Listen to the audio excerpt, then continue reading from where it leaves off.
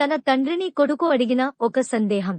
నాన్నా, మీ కాలంలో ఇంత టెక్నాలజీ లేదు, విమానాలు లేవు, ఇంటర్నెట్ లేదు, టీవీలు లేవు, కంప్యూటర్లు లేవు, ఏసీలు లేవు, లగ్జరీ కార్లు లేవు, మొబైల్ ఫోన్లు లేవు. మీరెలా బ్రతికేవారు?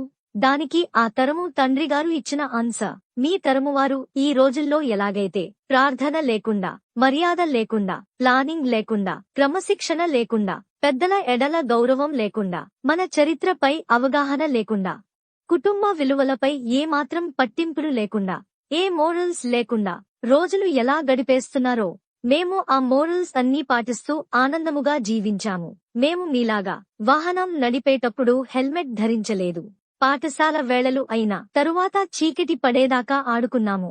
టీవీలు చూడలేదు. ఇంటర్నెట్ స్నేహితులతో కాక నిజమైన స్నేహితులతో గడిపాము. దాహము వేస్తే కుళాయి నీరు, బావి నీరు త్రాగాము. బాటిల్ నీరంటే ఏమిటో తెలియదు. ఒకే గ్లాస్లో నలుగురం జ్యూస్ త్రాగినా, కాకి ఎంగిలి చేసిన జామకాయలు తిన్నా మాకెప్పుడూ జబ్బులు రాలేదు. 3 పూటల అన్నమే తిన్నా మాకు ఊబకాయం రాలేదు. షూస్ లేకుండా ఉత్తి పాదాలపై పరిగెత్తినా మాకు కీళ్ల నొప్పులు రాలేదు. సొంత ఆట వస్తువులు తయారు చేసుకుని ఆడుకున్నాము. అష్టాచెమ్మ, 7 పెంకులు, కోతి కొమ్మచ్చి, వైకుంఠ పాళి ఆడుకున్నాము. బంధువులతో కలిసి మెలసి ఆనందముగా ఉన్నాము. పిలువకపోయినా స్నేహితుల ఇండ్లకు వెళ్లి వారి తినుబండారాలు ఆరగించాము.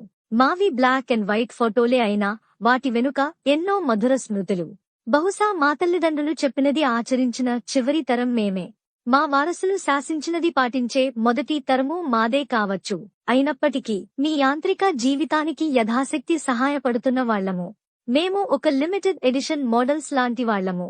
అందుకే మా విన్నపము ఏమంటే, భూమిపైనుండి మేము వెళ్లిపోకముందే మా జీవితాల నుండి ఎంతో కొంత మా నుండి మీరు నేర్చుకోండి. మమ్మల్ని చక్కగా పెంచిన మంచి తల్లిదండ్రులకు వందనాలు. మేము అలా పెంచడం చేతకాని ఈ సమాజంలో ఓడిపోయిన మొదటి తరం తల్లిదండ్రులం అవుతున్నాం.